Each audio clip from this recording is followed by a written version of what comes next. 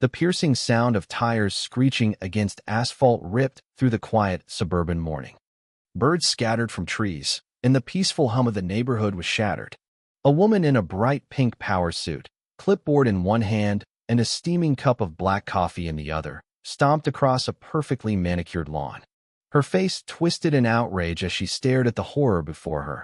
A large red fire truck parked right in the middle of a pristine driveway. To most people, it was just a firefighter's vehicle. But to Margaret Hargrove, the self-proclaimed queen of the Homeowners Association (HOA), it was an unforgivable crime against neighborhood aesthetics. Her perfectly manicured finger trembled as she pointed at the offending vehicle, her lips pursed so tightly they could have turned coal into diamonds.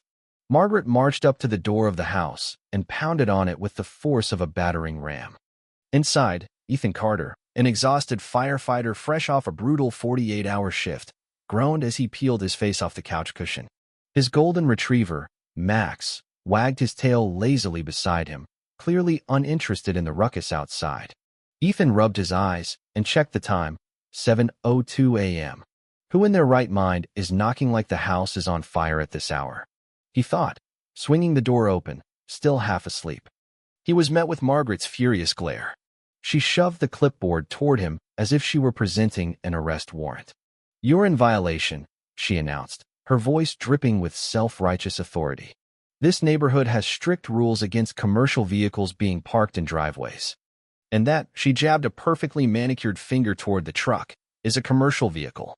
Ethan blinked, still groggy. "It's not commercial. It's my personal truck. I'm a firefighter, you know. Emergency services. Saving lives." Margaret's lips tightened. "I don't care if you're saving kittens from burning trees. The rules apply to everyone. That's a $500 fine." Ethan let out a disbelieving laugh. "You're joking." Margaret didn't even flinch. "Do I look like I'm joking?" At that moment, Max trotted up, grabbed the fine from Ethan's hand, and promptly shredded it between his teeth before proudly spitting out the remains onto Margaret's pristine white sneakers. For the first time in her HOA career, Margaret was speechless. Her eyes twitched as she looked down at the slobbery paper bits now decorating her footwear.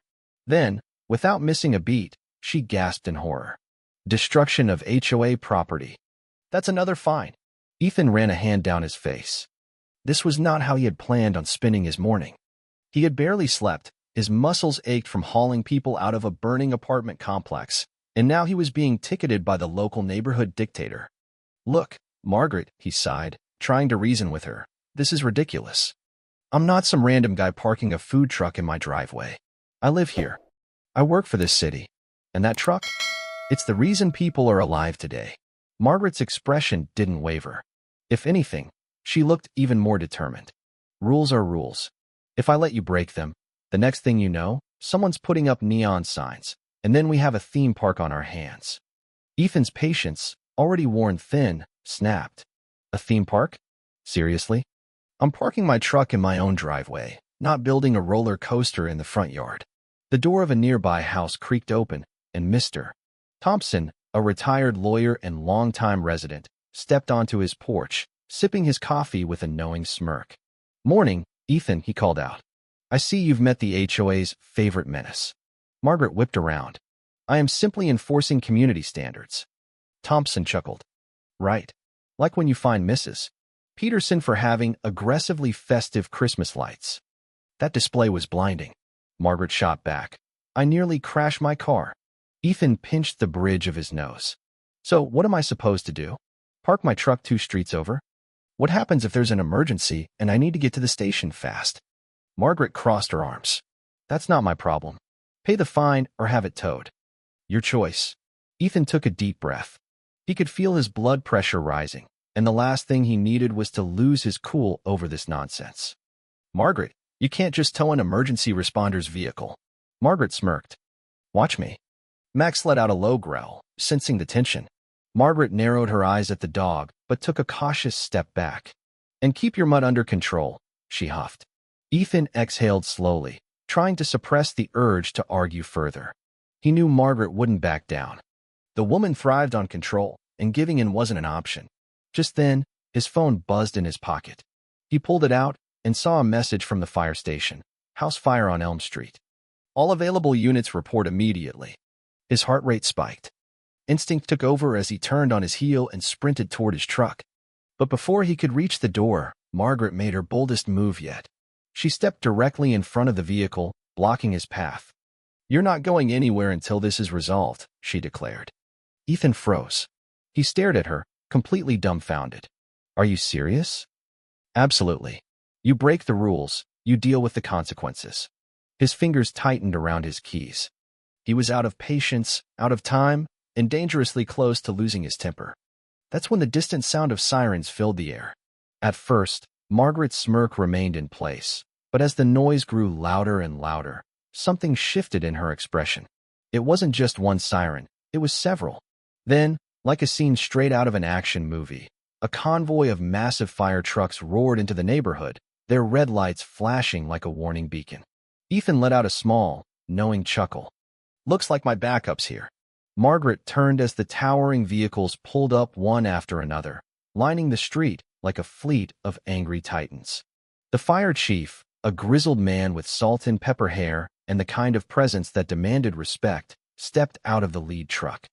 He took one look at the situation, his firefighter blocked from leaving by a middle-aged woman in a pink suit, and sighed heavily. "Ethan," he called out, "why the hell aren't you on the way to the fire?" Ethan gestured toward Margaret. "Ask her." All eyes turned to Margaret, who suddenly looked far less confident than before. The fire chief crossed his arms. "Lady, unless you've got a burning building hidden behind your clipboard, I suggest you move." Margaret's lips parted as if she were about to argue, but for once in her life, no words came out. The neighbors began gathering, whispering among themselves, some openly smirking at the spectacle unfolding before them. "Mr. Thompson chuckled into his coffee. "Well, this just got interesting." Margaret's face turned an impressive shade of red. She opened her mouth, closed it, then finally, reluctantly, stepped aside. Ethan wasted no time. He jumped into his truck, fired up the engine, and pulled out, leaving Margaret standing in stunned silence as the massive fire trucks followed him down the street. As he sped toward the emergency, Ethan couldn't help but smile. This wasn't over, not by a long shot. The moment Ethan's truck disappeared around the corner, Margaret stood frozen on the pavement, her face still flushed with a mix of embarrassment and fury. The neighbors were still watching, whispering among themselves, some barely concealing their smirks. She had always considered herself the enforcer of the neighborhood, the protector of order and discipline. But now, in the wake of a full-blown fire station showdown, she felt something she hadn't felt in a long time: humiliation. But Margaret wasn't one to back down. As the last fire truck followed Ethan out of the neighborhood, she straightened her blazer, cleared her throat, and turned to the gathered residents. "This is not over," she announced, her voice regaining its usual self-righteous edge. "That man blatantly disrespected HOA regulations, and I will not allow this kind of behavior to go unpunished." Mr. Thompson, still sipping his coffee on his porch, raised an amused eyebrow. "So, what's the plan, Margaret? Are you going to find the entire fire department now?" Margaret's lips thinned into a tight line. She wasn't about to admit defeat, especially not in front of these people. She stormed back toward her house, slamming the door behind her, already pulling out her phone to call the HOA board. Meanwhile, at the fire station, Ethan barely had time to park before leaping into action. The fire on Elm Street was still raging, smoke visible from miles away. Within minutes, he was suited up, helmet strapped on, and racing toward the burning structure alongside his team. The adrenaline coursing through his veins momentarily pushed aside the absurdity of what had just happened with Margaret. The fire was intense, but nothing Ethan and his crew hadn't faced before. They worked like a well-oiled machine, dousing flames, rescuing 2 trapped residents, and ensuring no further damage spread to neighboring houses. It took over an hour before the last ember was extinguished, and by the time they were packing up their equipment, the exhaustion was hitting him hard. As Ethan stood by the fire truck, catching his breath and wiping soot from his forehead, the fire chief walked over, shaking his head. "You want to tell me why I had to send a whole damn convoy to your neighborhood this morning?" Ethan sighed. "Long story. I've got time." Ethan chuckled dryly. "HOA lady tried to fine me for parking my truck in my own driveway. Blocked me from leaving when the call came in." The fire chief stared at him for a moment before letting out a deep, exasperated sigh. You've got to be kidding me. I wish. The chief muttered something under his breath before shaking his head. You need me to handle this? I can make a call, raise some hell. Ethan smirked. Tempting, but I think she's digging her own grave. She's already pissed off half the neighborhood. I just need to be ready for whatever she tries next. The chief clapped a hand on his shoulder. Well, if she wants to fight, she's going to learn real fast that messing with firefighters is a bad idea. By the time Ethan returned home that evening, he was dead on his feet. He had barely stepped out of his truck when he spotted a familiar figure standing at the edge of his property, arms crossed, an all-too-smug expression plastered across her face. Margaret, Ethan sighed, running a hand through his hair. You've got to be kidding me. I warned you, Margaret said, stepping forward. Since you refused to comply with the fine, I had no choice but to escalate the matter. Ethan frowned. Escalate? Margaret's grin widened. Oh, you'll find out soon enough. At that moment, a tow truck turned onto the street, its flashing lights illuminating the growing crowd of neighbors who had once again gathered to watch the unfolding drama. Ethan's exhaustion vanished instantly, replaced by sheer disbelief. No way. You did not just call a tow truck for my... Margaret held up a hand. It's out of my hands now. HOA regulations state that any commercial vehicle violating parking guidelines can and will be towed at the homeowner's expense. Ethan took a deep breath, willing himself to stay calm. Margaret, for the last time, my truck is not a commercial vehicle. I don't use it to sell anything. It's not a business truck. It's a damn emergency responder vehicle. The tow truck driver hesitated, looking between Margaret and Ethan. Is this actually a commercial vehicle? 'Cause I really don't want to tow a firefighter's truck, lady. Margaret's jaw tightened. It's unauthorized. That's all that matters. Ethan could hear the murmurs of disapproval from the neighbors, some even recording the scene on their phones. He clenched his fists at his sides, trying to decide how to handle this. Then, as if on cue, the sound of sirens filled the air again. Margaret's eyes widened slightly as a familiar convoy of fire trucks rolled into the neighborhood, lights flashing, but sirens deliberately kept low. The fire chief himself stepped out first, looking utterly unimpressed as he took in the ridiculous scene before him. The tow truck driver visibly paled. Oh, hell no. I'm not getting involved in this. Ethan crossed his arms, smirking. You were saying Margaret? Margaret, for the first time, seemed to falter. This is an internal HOA matter. You can't just barge in here. The fire chief let out a slow breath before stepping forward, his boots crunching against the pavement. Lady, do you have any idea what you're doing right now? Margaret squared her shoulders. Yes, actually. I'm enforcing the rules. The chief glanced at Ethan, then back at Margaret. You're interfering with emergency personnel.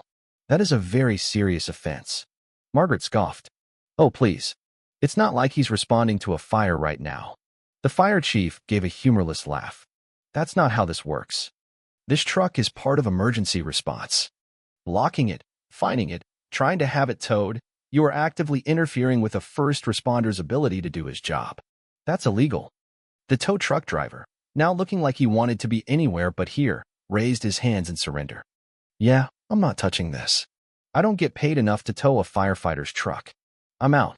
Without another word, he hopped back into his truck, turned it around, and sped off, leaving Margaret standing alone in the middle of the street. The neighbors erupted into quiet applause, some even whistling. Mr. Thompson gave an approving nod. Now, that's entertainment. Margaret, clearly flustered, tried to regain control. This isn't over. I'll take this up with the HOA board. The fire chief smirked. You do that. And while you're at it, maybe look up the laws on obstructing emergency personnel. Because if you try this again, I guarantee you won't like how it ends. Ethan, now thoroughly enjoying himself, leaned against his truck. You hear that, Margaret? Maybe you should start fining yourself. Margaret sputtered for a response, but no words came out. With an angry huff, she turned on her heel and stormed back to her house, slamming the door behind her. Ethan exhaled, shaking his head. Unbelievable. The fire chief clapped him on the back. Get some rest, kid. Something tells me this fight isn't over yet. The neighborhood was alive with chatter long after the fire trucks had left. Neighbors gathered in clusters, some laughing, others shaking their heads in disbelief. Margaret had always been a pain, But this time, she had truly outdone herself. Trying to tow a firefighter's truck? Blocking an emergency responder from doing his job? It was the kind of thing that spread like wildfire in a community like this. Inside her house, Margaret paced furiously, her phone clutched in her hand as she waited for someone from the HOA board to pick up. She had called 3 times already, and each call had gone straight to voicemail. This was unacceptable.